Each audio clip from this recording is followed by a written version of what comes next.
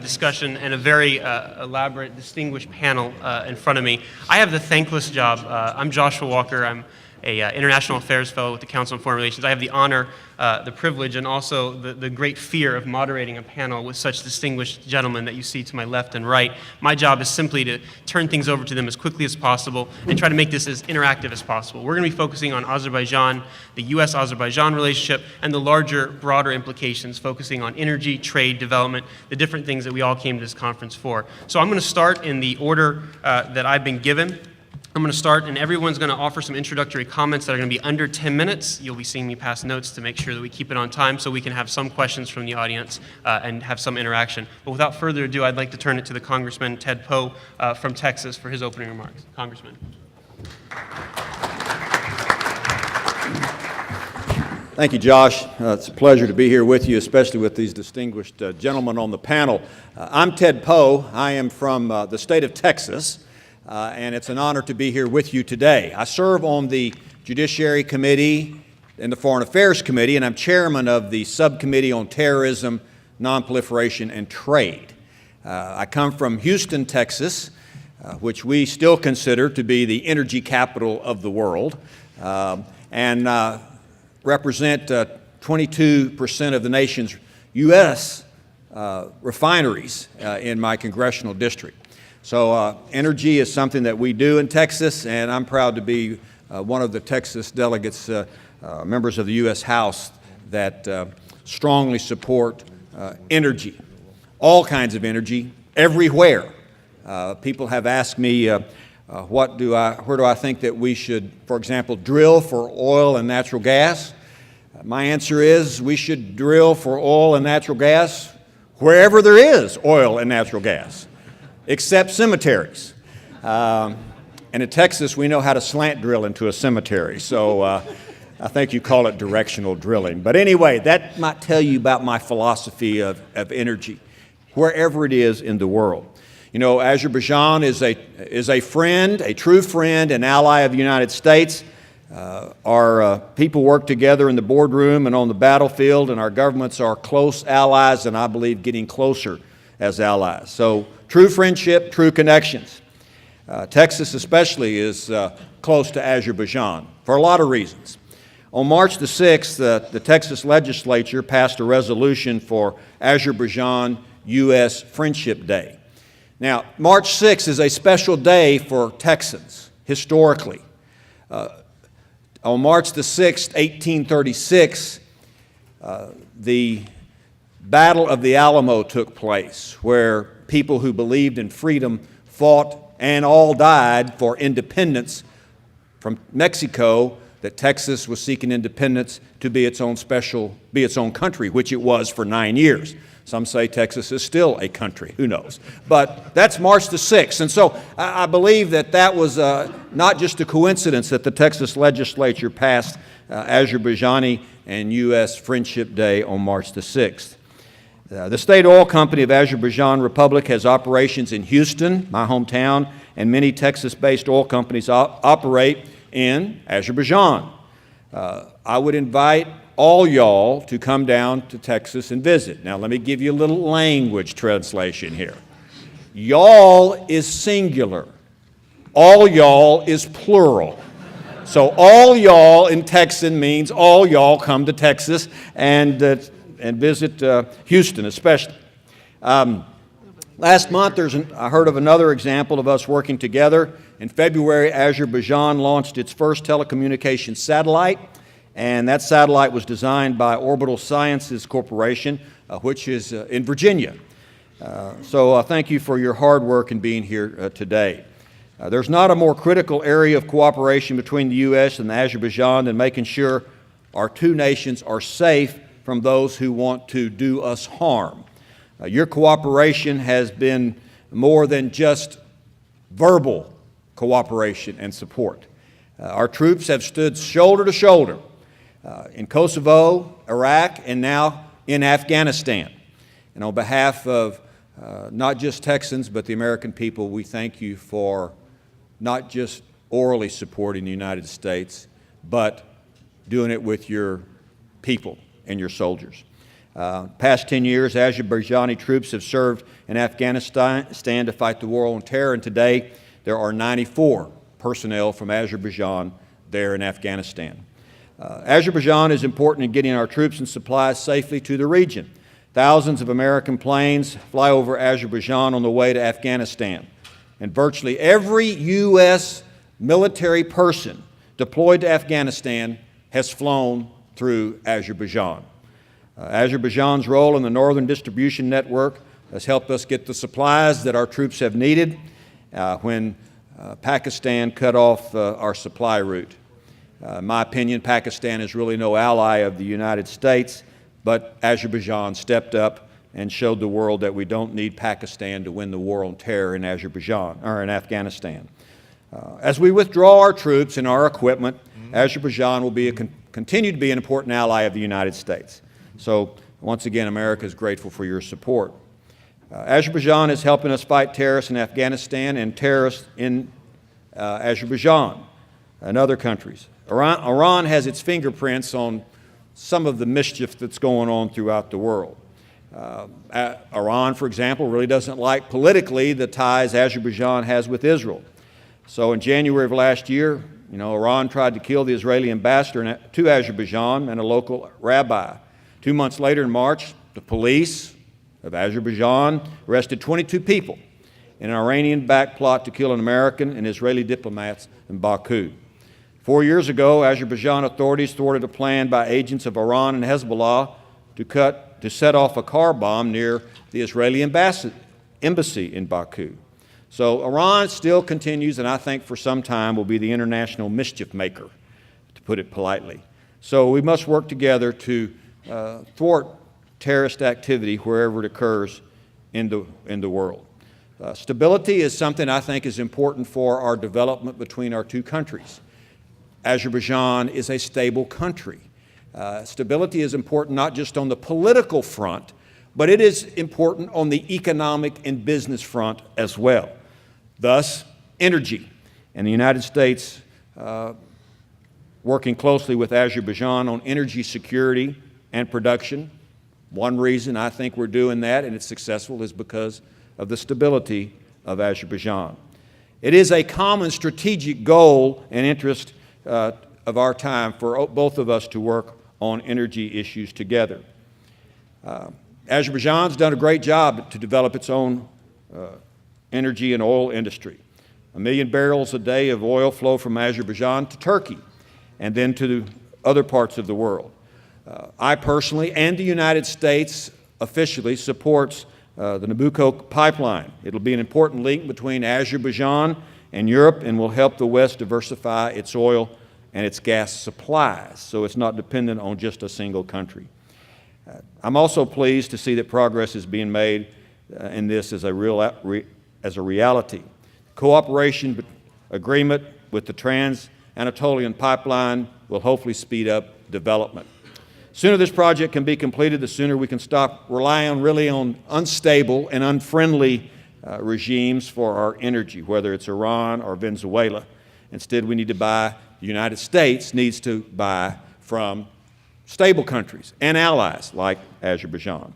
So, long-term success of Azerbaijan is not just about developing energy. We develop our people, we are investing in our future and our children's future as well.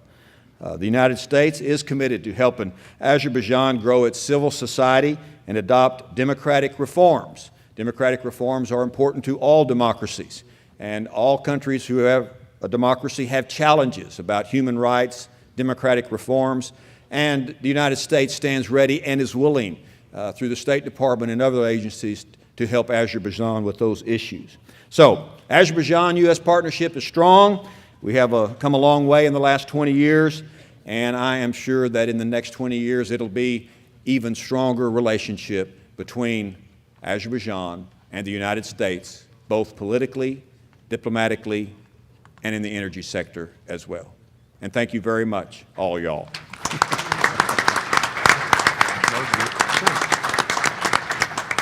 Thank you, Congressman Poe. Let me turn it over to the Azeri side for its official remarks. We have the pleasure of having a good friend from Azerbaijan, not only a scholar of the area, but also the chairman of both the International and Inter-Parliamentary Relations, the Honorable Samad Sayedov. Please.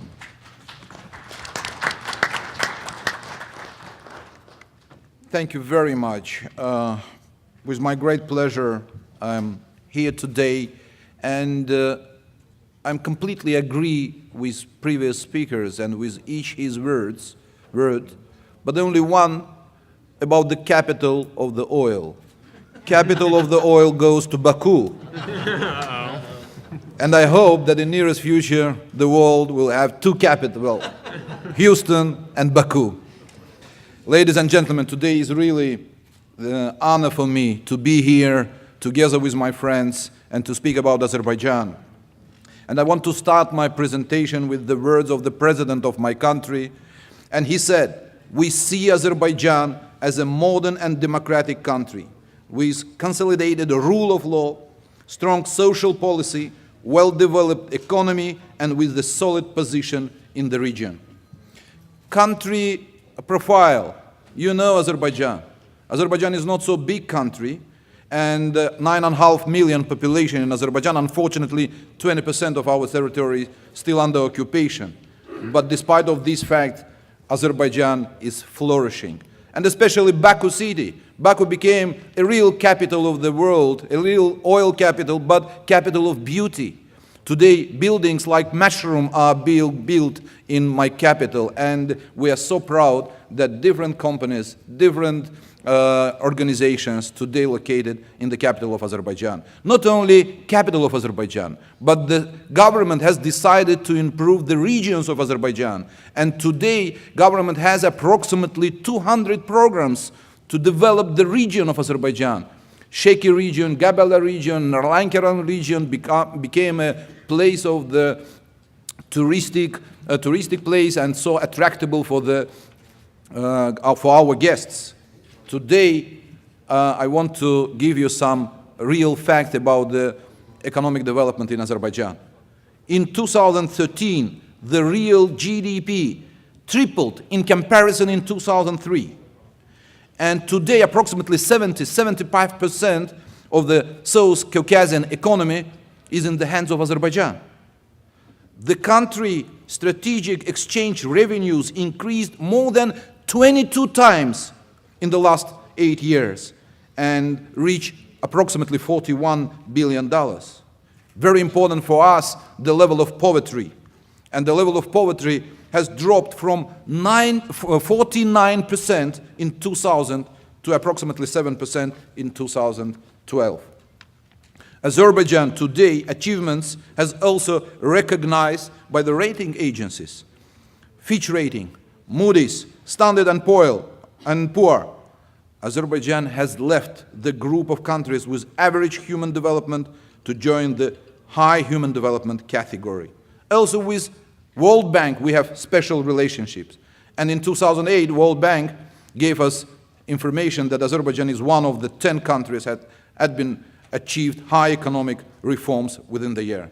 Of course, ladies and gentlemen, today, oil and gas sector continue to play an important role in the development of Azerbaijan economic potential. And you can see, together with Georgia and together with Turkey, together with United States of America, today we have Baku-Tbilisi-Ceyhan, Baku-Tbilisi-Erzurum, and we are able to deliver our gas and oil to the Europe and to the rest of the world, which gave us possibility to be an independent, which gave us possibility to be here and to think about the future of my nation. This is the current situation which we have, but of course we are thinking about the future. And from this point of view, very important project is a TANAP project.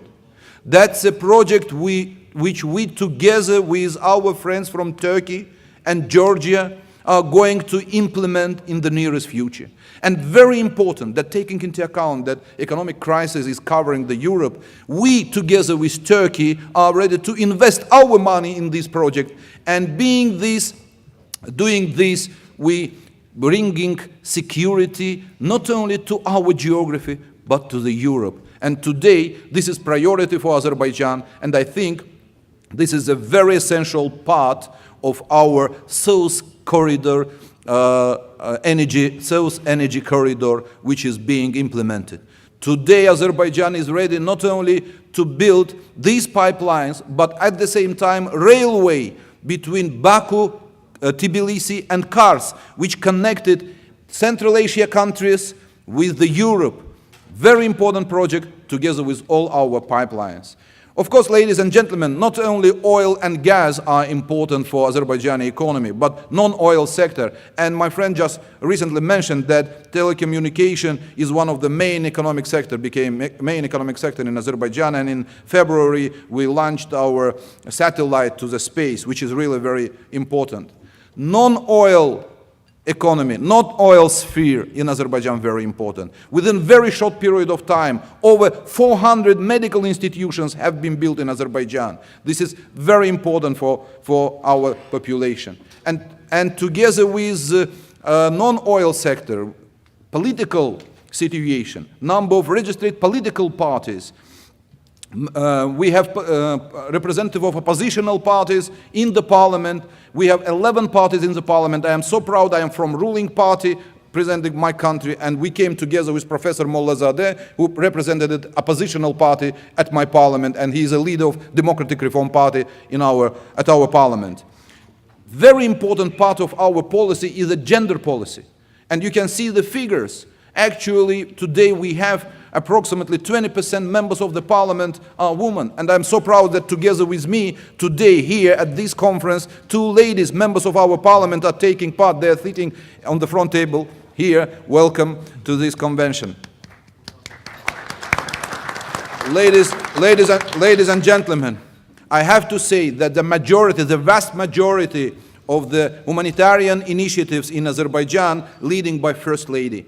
Haydar Aliyev Foundation has been created for this purpose, and she's a member of the parliament, and she's leading this foundation, and she's doing a great job for Azerbaijan. I don't want to use your time because speakers have been waiting for me, and just presenting you some vision to future, main goals. We have our goals to be together with the rest of the civilized world. We came to United States of America because Azerbaijan is a partner of United States of America. And today Azerbaijan is an opening to the rest of the world, and we know that in the nearest future we will be able to do much more than we have done in the past. Thank you very much for your attention.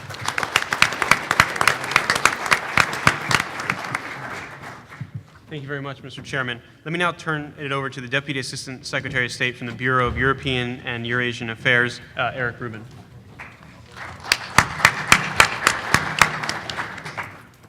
Thank you very much, Josh, and I want to thank TAA and the other sponsors. I'd like to recognize my fellow panelists, including Chairman Poe and Chairman Saidov, and Ambassador Suleimanov, and the other distinguished panelists and guests here today. We're very glad to have this opportunity to come together to talk about a subject that we consider very, very important, and that is Azerbaijan and the U.S.-Azerbaijani relationship. And let me start out by saying the simple sentence that we consider Azerbaijan to be very important. We value our relationship with Azerbaijan, and we believe it is important to both countries in many ways. Obviously, geostrategically, Azerbaijan did not choose its location, but it finds itself in an absolutely critical location straddling 2 continents. At the same time, energy has been a focus of our relationship, a subject I will address in a little more detail, and remains a very, very important focus. I personally will not take sides in the question of which is the oil capital of the world. That is a dangerous question to take sides in, except to say I'm always going to be on the American side at the end of the day. I think it's very, very important to also recognize the importance of Azerbaijan as a country, as a society that set its path on a course toward independence, toward sovereignty, and choosing its own future 22 years ago now, and has continued on that path and has had the support of the United States government and the American people in that path since it launched itself on the course to independence and sovereignty. I was privileged to be a member of our team in opening relations with Azerbaijan at the end of 1991 and the beginning of 1992, along with the other former republics of the former Soviet Union. Looking back on those days, looking back on how precarious things were, I would echo the previous panelists in remarking, in stating how truly unimaginable the progress that has been achieved today was back then in 1991. It would have been hard to even describe it to people who were living through the painful events of that period. And I think looking back with that as our perspective, understanding how far Azerbaijan has come in these 2 decades plus of independence, let me just talk a little bit about the key areas of our relationship and what we see as priorities going forward. First of all, the 3 main pillars of our relationship remain security, energy, and political and economic reform. We've worked very closely with Azerbaijan on regional and global security issues. I would echo Chairman Poe's remarks expressing recognition and appreciation for the role that Azerbaijan has played in supporting the NATO ISAF effort in Afghanistan, in supporting the Northern Distribution Network, as a partner in helping to stabilize a very unstable part of the globe. We've also worked very closely together with Azerbaijan in maritime surveillance, maritime counterterrorism, an area that is becoming increasingly important in the Caspian, and something that I think is of critical importance to Azerbaijan's own security and future. We have worked very closely with Azerbaijan in the UN Security Council, where Azerbaijan is now in its 2nd year of serving as a non-permanent member and has displayed a real commitment to enhancing global security and also to enforcing international sanctions against Iran. And this has been, I think, a very, very positive record of our cooperation on security issues that affect the entire planet, and also on Azerbaijan's commitment to playing a role going beyond its borders. I would also note that Azerbaijan still has 94 troops serving in Afghanistan under Turkish command in Kabul, and also for the role that Azerbaijani soldiers and police have played in the international effort in Kosovo and Iraq, serving side by side with our soldiers and police trainers. Let me talk a little more about some of the other, I think, hopeful aspects of our relationship. One of them is energy, and starting back in the early days of looking to try to diversify energy supply, energy choices for Europe, Azerbaijan played an absolutely central role. We have an ambassador in Baku today, Dick Morningstar, who was one of our original coordinators of the project to help support what became the Baku-Ceyhan pipeline. And today it's a reality, and there are new projects, big projects that are coming online and that are in the planning stages as well. For us, the idea of a southern corridor is one of our top energy security priorities. We have not picked favorites, and as a matter of fact, have supported both the Nabucco West project and the Trans-Adriatic Pipeline project. I personally had the opportunity to be in Athens for the signing of the Trans-Adriatic Pipeline Agreement, and I was pleased to be there, but our view is that any project that delivers diversified gas options for European countries is positive for all concerned. And we will continue to be supportive of that and to support the role that Azerbaijan plays as an energy supplier and also as a policymaker for diversifying energy supplies. We, over the years, have worked very closely to support various aspects of Azerbaijan's national goals and also to support areas of mutual interest through our programs of partnership and cooperation. These include assistance that's targeted on encouraging reforms that promote regional security, the development of democratic institutions and processes, and sustainable broad-based economic growth. We've been working to increase civic participation in public policy making and oversight, promoting good governance, and encouraging democratic reforms, working very closely with the government as well as with non-governmental organizations and partners. We have also worked very closely over the past 2 decades to help Azerbaijan plan for sustainable non-oil sector growth of the economy, which is critical to its economic future. We believe very, very strongly that the business environment, investor confidence is also very, very important. And one of the areas that we've been working on is precisely that through a partnership that Azerbaijan signed with the U.S. Agency for International Development in 2009, including areas such as trade and investment, private sector competitiveness, public sector expenditures, and socioeconomic development. In addition, we've been working to help support civil society programs, believing that internal reform, both human rights and democracy, as expressed by President Aliyev in his recent remarks, are critical to securing Azerbaijan's future, to its growth, to its strength as a society. And we're committed to our support for the development of a vibrant civil society in Azerbaijan, and we're also committed to doing everything we can to help Azerbaijan build a rule of law society based on transparency. This is also critical to investor confidence, to business confidence, knowing that there's a legal system that is impartial and transparent. And this is something that will continue to be a major priority of ours.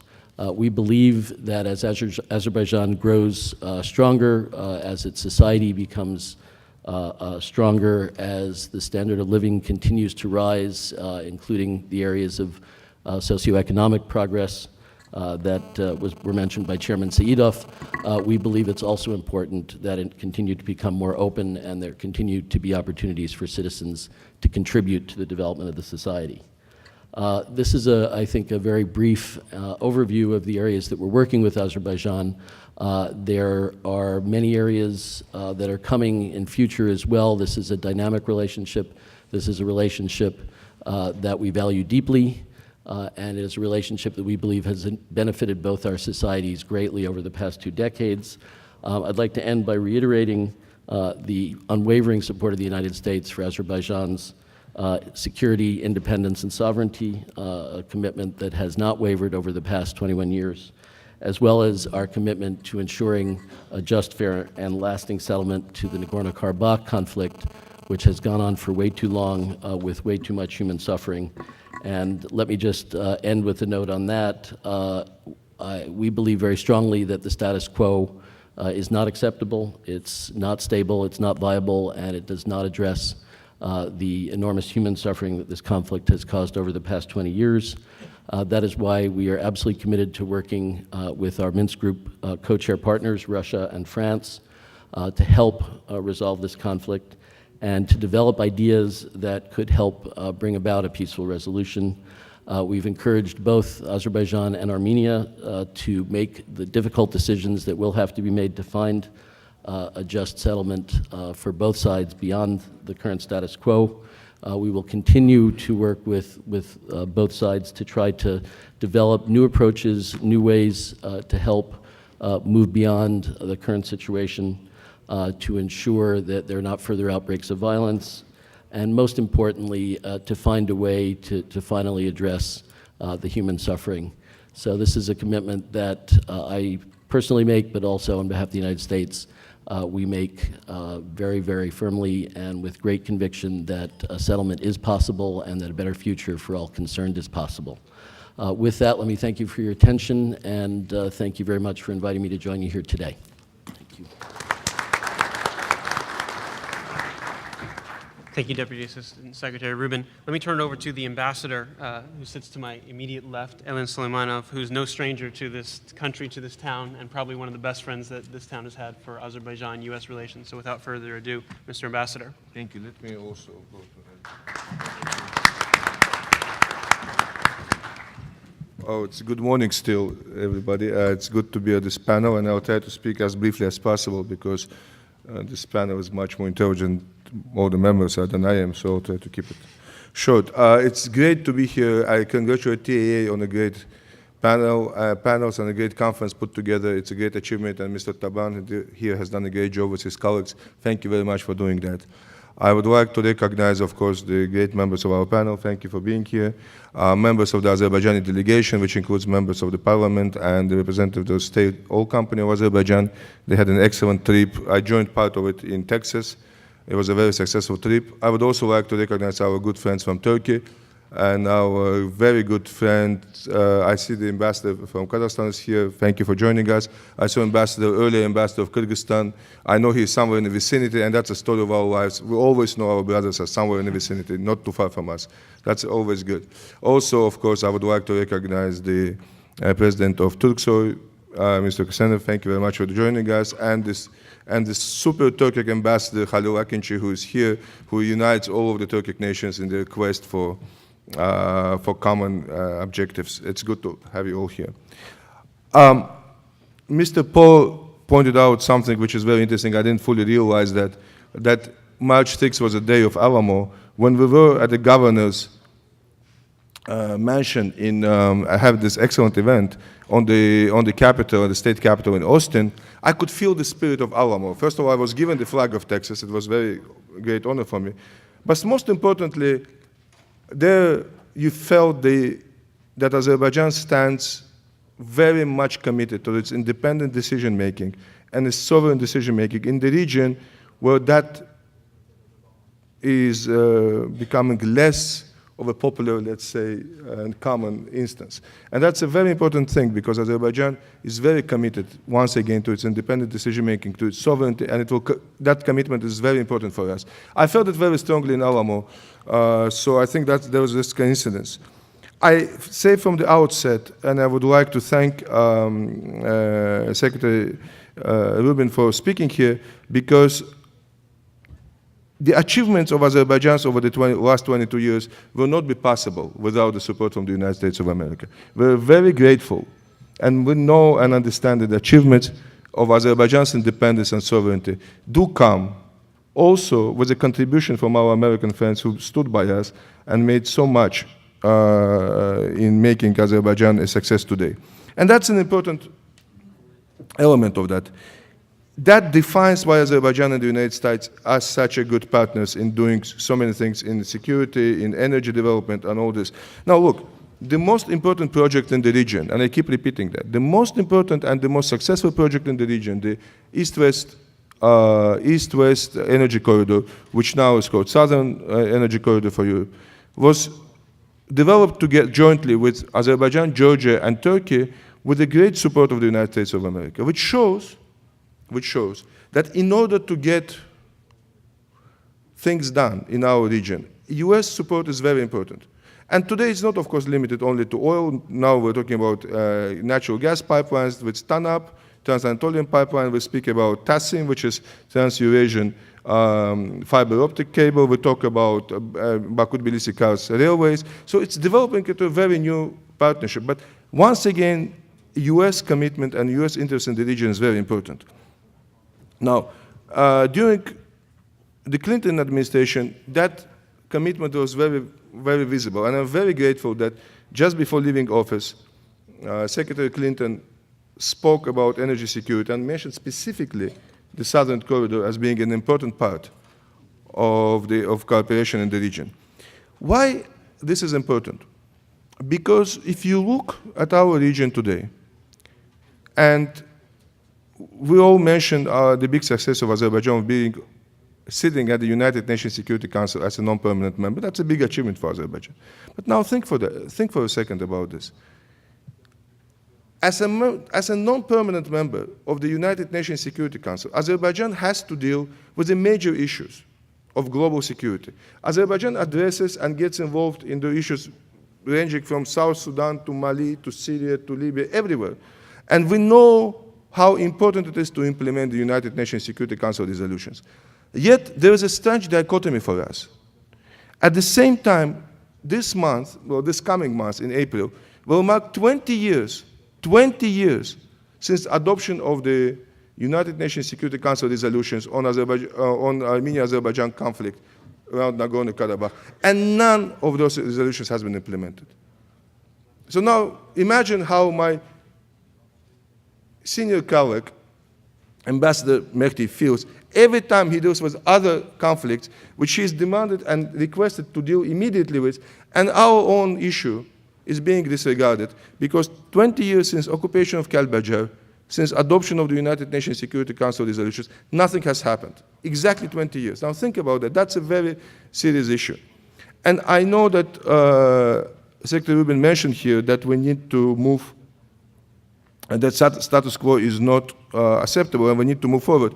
And I call on all Americans present here to support the efforts of our good friends at the State Department and help them by at least finally appointing a high-level envoy for Armenia-Azerbaijan talks, because at this point, there is no even full-time negotiator who represent the American side. And I think that is an important factor for us. And I know the workload on the bureau, which Mr. Rubin represents, is already that heavy that we don't want to put the conflict resolution on them in addition to that. Let me say something that if you look at our region and you look at the successful projects, the recipe for this project is very simple. It's actually a quite simple recipe. It is Azerbaijan working together with Georgia with a strong support and in partnership with Turkey, with the support of the United States of America. That's how it works. That's how it succeeds. And I don't want to go in a folk sayings, but if it ain't broken, why not to repeat it? It's actually a very good model. And together with Turkey, in our partnership with Georgia, with the support of the United States of America, this region has succeeded. That vision for the region, for a greater success, which will resolve the issue of Armenia-Azerbaijan conflict, will include all members of our region, including Armenia, of course, is a vision which has been articulated in Azerbaijan by our late President Heydar Aliyev, who put together that vision forward, and we've been working on that. So our goal is to bring Armenia on board as a result of resolution of this conflict. And I think that's a very important part of our vision. It's a very important part of the partnership with development in the region. And I think both, once again, US support, of course, Georgia's commitment to this East-West project, and Turkish participation and leadership are very important factors to that. Now, I want to say something which is almost a personal matter. When we have a failure of something, we like to associate that with a name. But when we have success, we usually never say whose success it is. Well, the success and the vision of Azerbaijan and what Azerbaijan is doing today is not an accident. It is a result of a deliberate policy of the leadership of Azerbaijan under President Ilham Aliyev. That is partly his success, the success of the people of Azerbaijan, but under his leadership. So I say, in all fairness, if we associate failures with names, we should also associate success with the policy of Ilham Aliyev today, who leads my country and leads it correctly, in a correct direction. I think that's a very important part of it.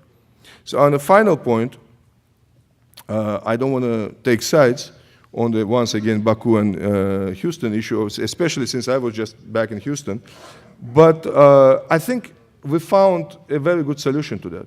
Baku and Houston are sister cities and have been sister cities for a long time. And that's a good solution. So if we can't decide which one is the capital of the energy capital of the world, maybe we could bring them together to a partnership, and I think that's the best solution to go. And at this, I think I should stop. Thank you.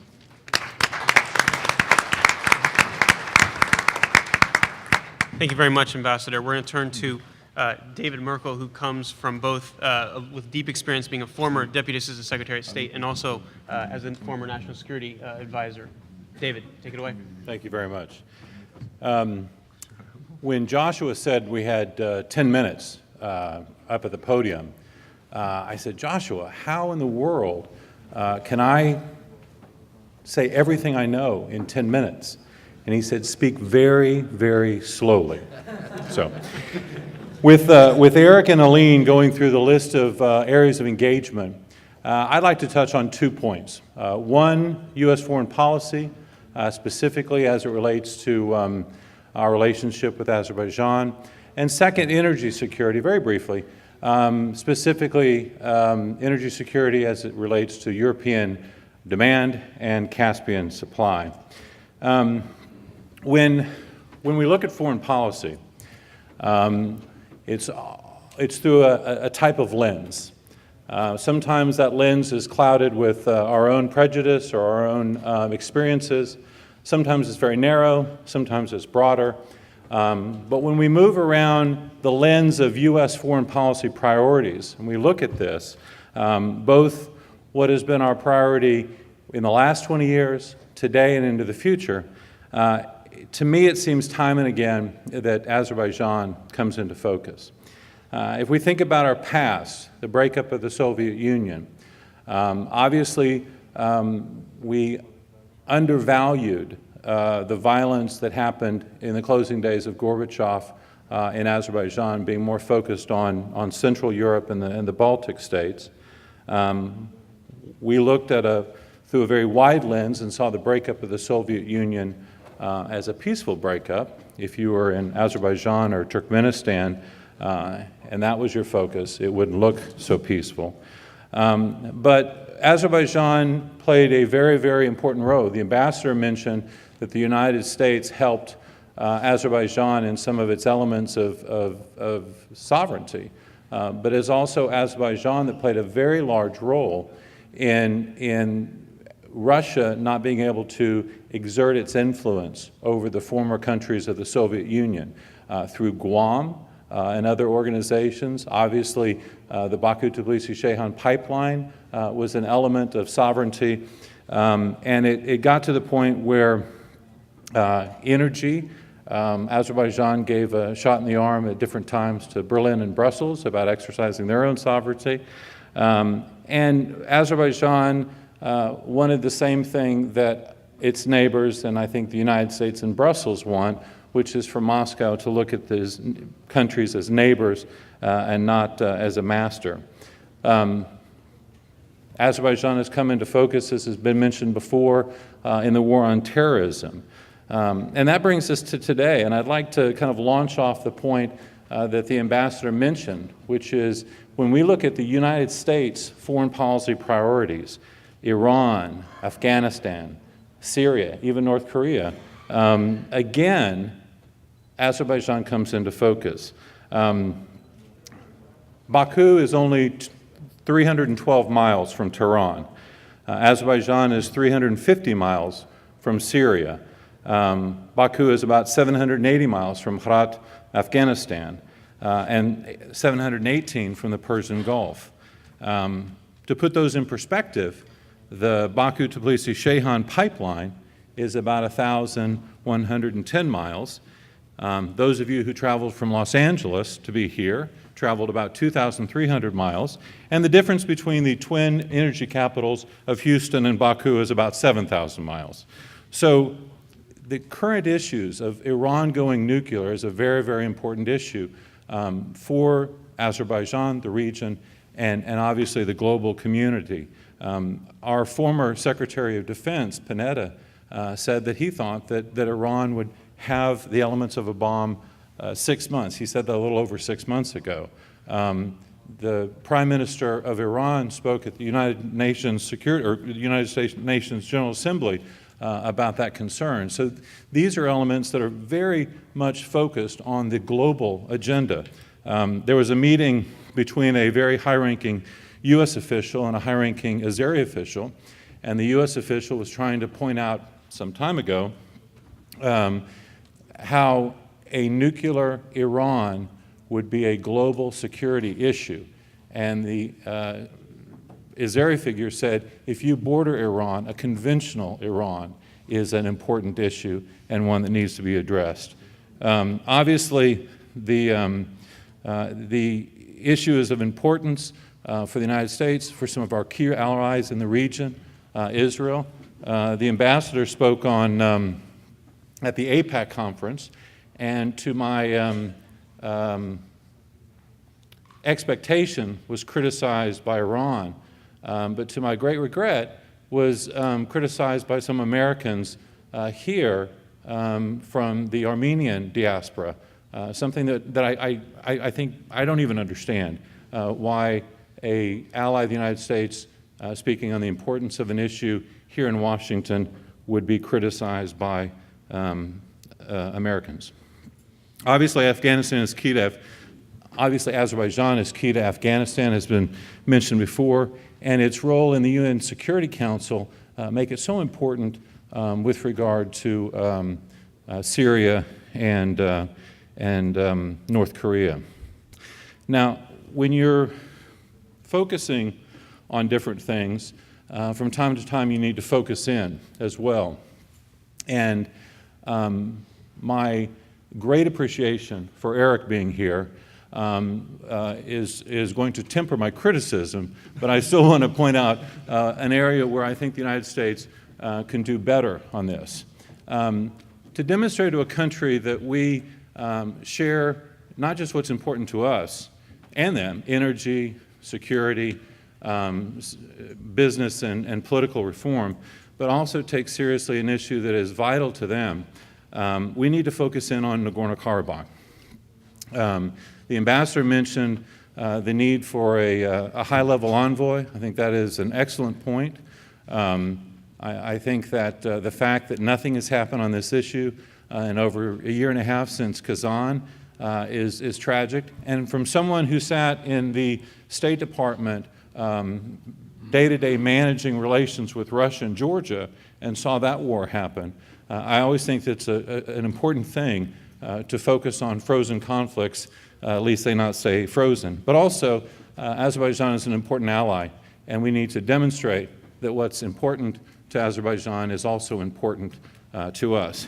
Now, my concern, rather than focusing in on Nagorno-Karabakh, my concern is that the Obama administration may, in fact, focus in on Moscow and double down on the Russia reset. It was obviously, there was a desire and a need to improve our bilateral relationship with Russia following the Bush administration, but I think, in my opinion, the way it was gone about was simplistic, naive, and unproductive, and I'm not surprised at the situation we are in now. But my fear is, with Kerry and a new team, that the conclusion will be to go ahead and double down on the reset in order to get Russia's cooperation on Iran and Syria. Now, just a moment on Caspian gas to Europe. Obviously, the Southern Corridor is a success. There's been a lot of great work in Brussels and Baku to make that a success. Here in the United States, we're heavy with excitement about the exportation of liquefied natural gas and the United States being able to export something other than KPMG consultants, but actually export something. And I think that with that, we have to look at the Trans-Caspian, and I think the Trans-Caspian is not a success.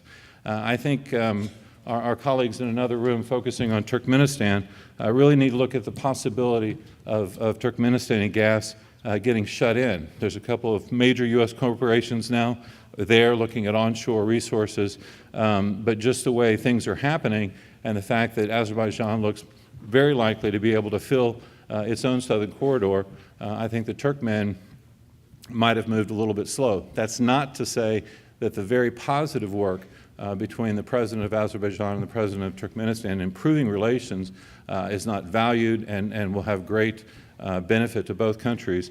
But it demonstrates the wisdom of President Aliyev in moving aggressively and demonstrating leadership and a commitment to have its gas for Europe earlier on that I think will very much pay off for Azerbaijan and Europe. Thank you.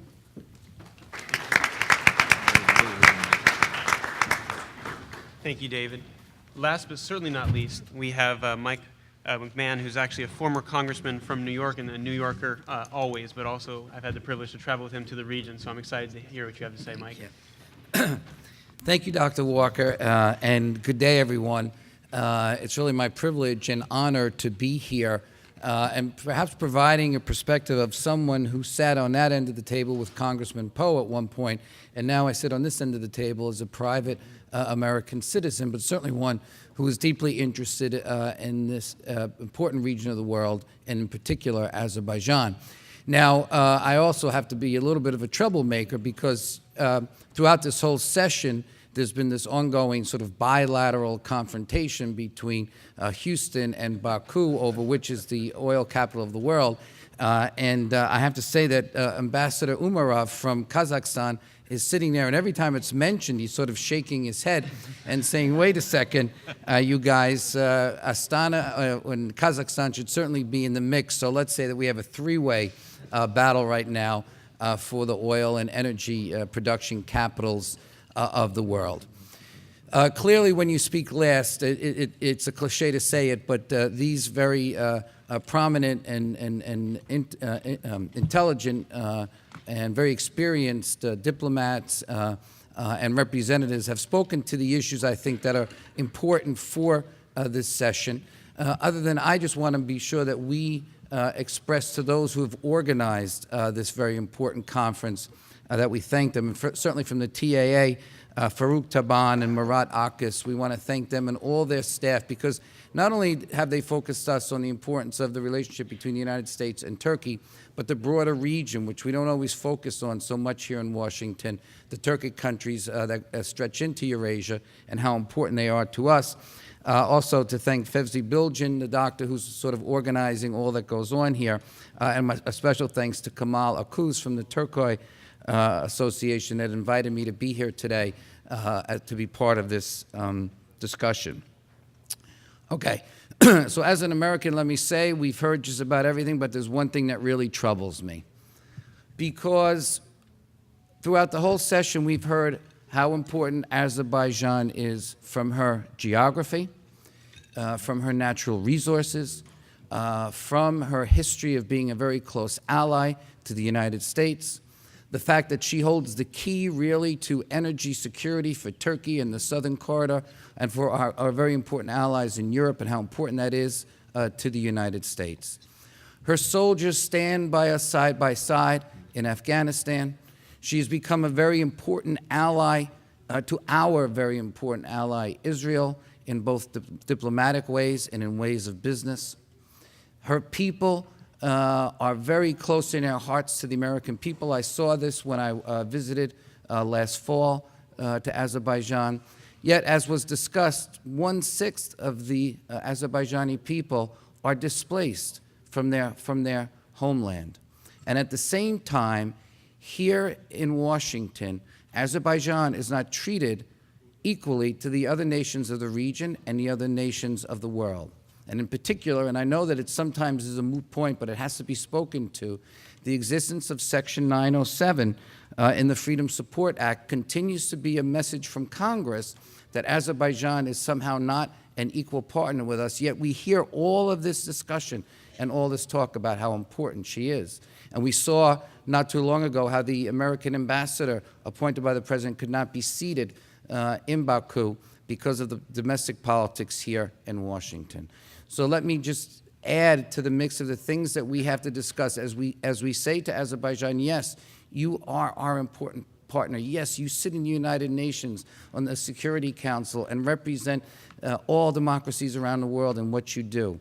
And yes, at home, as you continue to grow, and as was mentioned, into a modern democracy and face the growing pains that you have, and yes, you are our important partner, let us resolve that we make sure that here in Washington that message is resolute, that Section 907 be removed from the act, and that we continue to treat Azerbaijan the way that she should be treated. Thank you very much. I look forward to the discussion. Thank you, Mike. I think the beauty here of Mike giving us these extra few minutes is we're going to have time for question and answers. And I always know how difficult this is. When I look out, whether it's a classroom or a conference like this, no one wants to be the first person to put their hand up. So I'm going to start asking questions in the meantime until I see hands that will start rescuing. So if you would just put your hand up, I'll get as many as I can in so we can have them. But let me just start with a broader question. We've heard a lot about the major issue that divides our panel clearly is about the oil capitals of the world. I think that there's a great divide even within this country, meaning last time we had this conference last year, a governor from Mississippi stood up and talked about his state being the real capital. So I think that we're not going to resolve that anytime today. But I want to talk about some of the things that were mentioned and kind of tease out from our panelists and have them hold on to that thought as I go to the audience so we can get as many of your thoughts and ideas in. We heard a lot about natural resources. We heard a lot about the importance of natural resources in this relationship. We heard a lot about strategic relationships. But I think Mike kind of ended on the last note that I want to start with. What about the other natural resources that are not energy related? What about the people? What about the people-to-people relations? What can we, and I think particularly looking out into the room, those that are already kind of, I'm preaching to the choir in many ways, these are all friends in many ways. What can, from the panel's perspective and your official positions, these individuals do to help strengthen the relationship? And I think one of them has been already given to us as a result of this conference. Thinking just about Azerbaijan, just about Kazakhstan, just about Turkey, any of these particular countries on their own may not be as strong as putting them all together. And so even the concept of having the Turkic world or even having the Turkic-American alliance is an interesting perspective. And so I'm curious about the panelists' perspectives on what that might mean. And second of all, before I go to the audience, the importance of the next generation, because we're talking about regions of the world where more than 70% of the population are under the age of 30.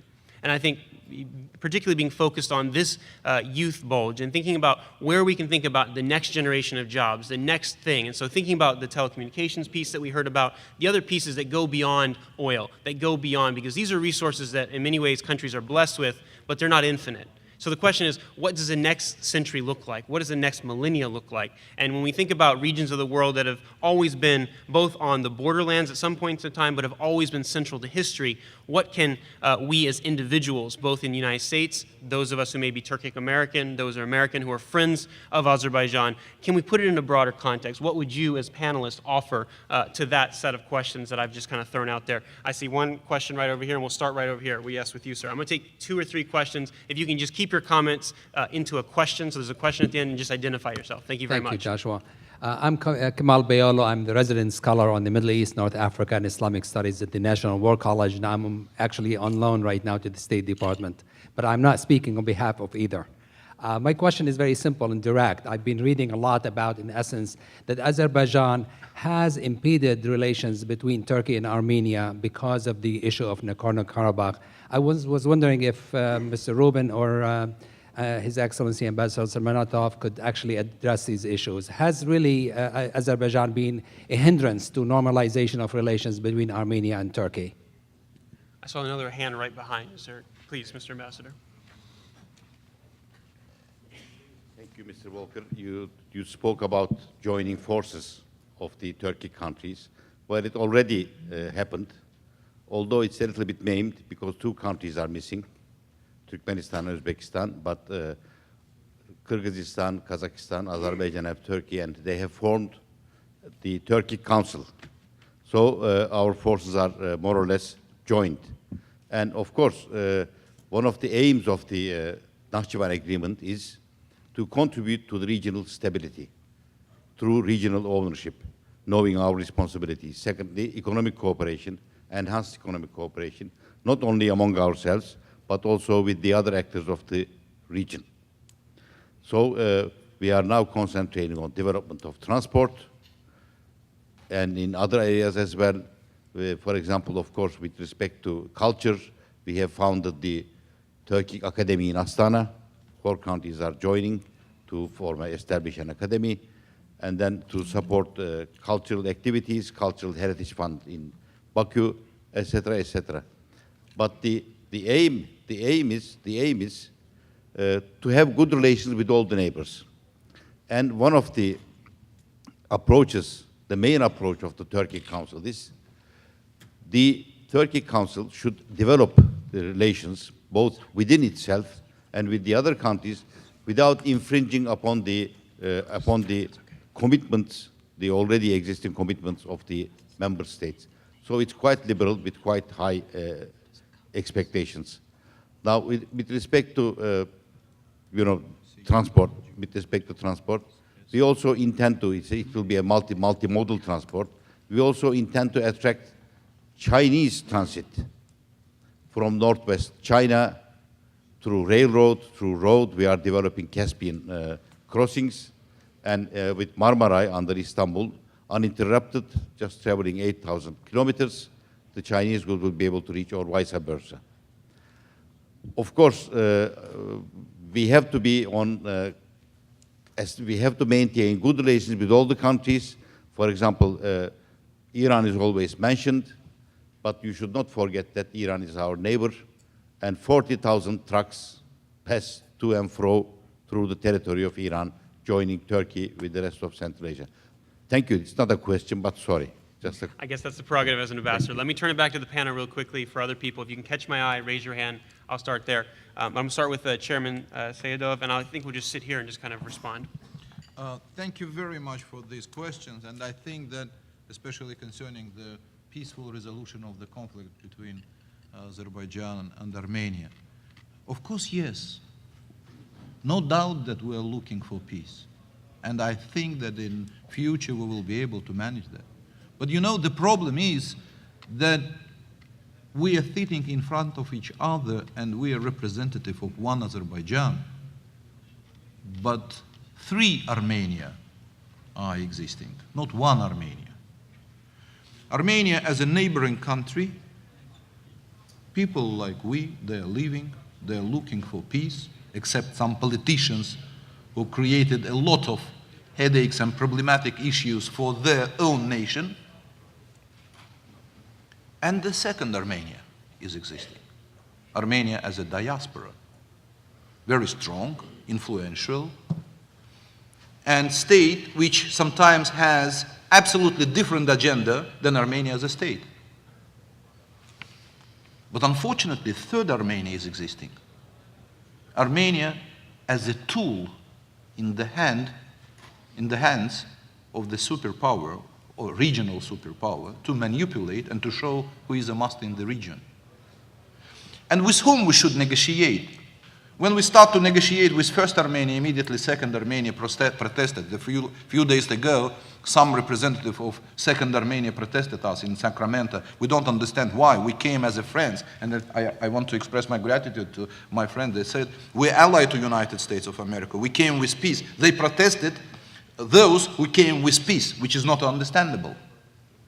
When we start to establish relationship with the second one, the third Armenia started to create some obstacles and problematic issues. That's why we should take into account that the status quo which is existing is not acceptable, and I fully agree with this remark.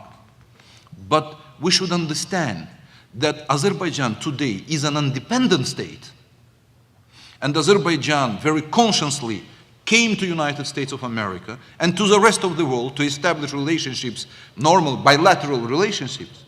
But Armenia is not an independent country. And that's a problem, why the conflict is still exists. Not because they are not able to find the decision of, co-chairman of the Minsk group. This is the first question.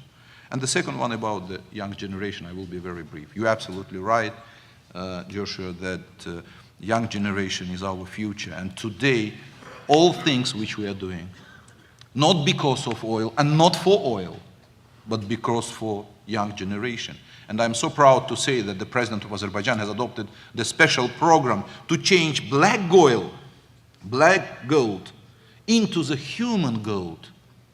And today among you, very many young students are sitting who are represented Azerbaijan and started some scientists here because of oil, but not for oil, but for future of Azerbaijan.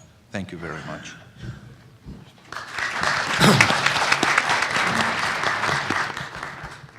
Thanks. Why don't I take that question first? I think the one that Josh posed about people-to-people contacts in the next generation that Chairman Seedorf, I think, addressed very, very well.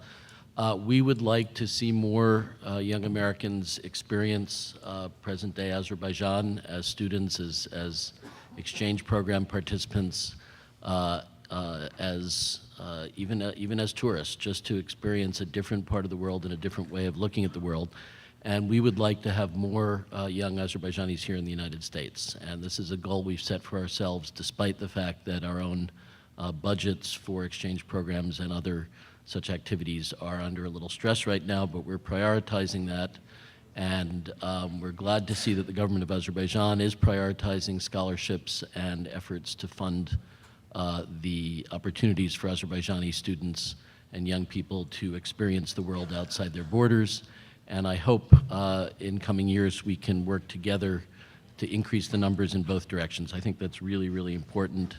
Let me then take the second question. I think the reason that we are so committed to getting past the status quo and making real progress and actually seeing a resolution of the Nagorno-Karabakh conflict is not solely for humanitarian reasons, although they're very important. It's not solely for political and legal reasons, although those are important. It's also because of the potential that Azerbaijan has as a real hub, as a real focal point for literally the central part of two continents. And if you look at the map on the back page of your program for this event, it's very, very clear just looking at that location. As I said earlier, Azerbaijan didn't choose its location. There are some downsides to its location, definitely, but there's also enormous potential. And it's really important that there be a just and fair settlement, in part to unlock some of the locked up potential of Azerbaijan as a real center for development of both Europe, Eurasia, and also Asia. And I think looking at the question of getting a settlement as a priority, I would like to briefly respond to Ambassador Silimov to say we will have a full-time envoy and Minsk Group co-chair very soon. Our previous co-chair retired after a very long and distinguished career, and we will not just appoint anyone, it has to be the right person. So that is a priority. It will happen soon, and I can tell you that this administration and our new Secretary, John Kerry, have made it a very high priority. The Secretary has identified this as one of the issues that he wishes to personally pursue in his first year, and we are insisting on being optimistic about the possibility of progress. The cliche that the status quo is not acceptable is a cliche, but it's very much true. So is the expression that failure is not an option. I don't think we can allow this to go on much longer the way it is. It is bad for the suffering people who 20 years later are still suffering, but also for both countries, for the entire region. So that is a very strong commitment. I think it's possible. I also think that this is an area where if we need to, we need to call on everyone to bring creativity and bring a readiness to go the extra mile, as we say in American English, to achieving that just and fair and lasting settlement. It's just so critical in so many ways. Thanks. Thank you. On people-to-people, actually our delegation is doing just that. They traveled to Texas, previously they traveled to Arkansas, to Mississippi, and then they went to California. In fact, those are the people-to-people relationships. I myself personally just came back from Toledo, Ohio, and I know presidential candidates usually go to Toledo, Ohio the month before the election to know whether they're going to win or lose.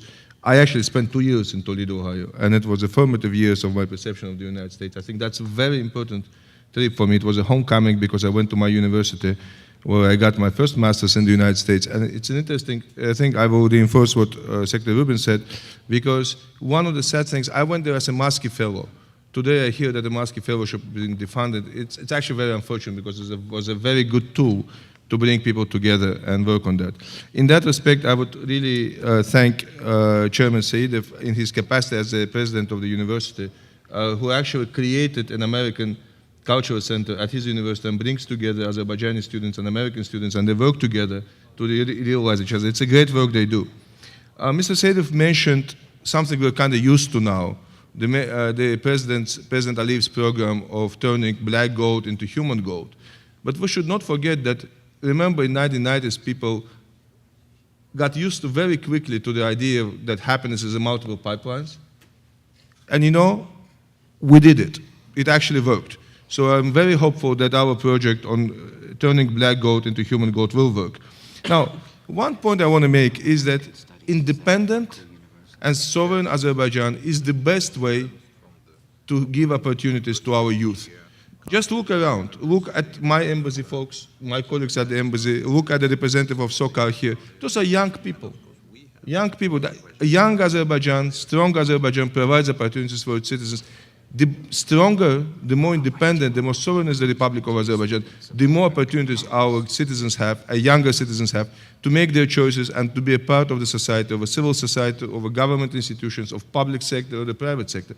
And I think that speaks for itself. And just if you look at the people, I mean, and I have to commend our parliament as well, of course, a very young gentleman, Mr. Saidov, is here, but even younger deputy of his is also here. So we see this process going to the entire system of the Azerbaijani government. You could see that. Now, on one point, so you raised a question.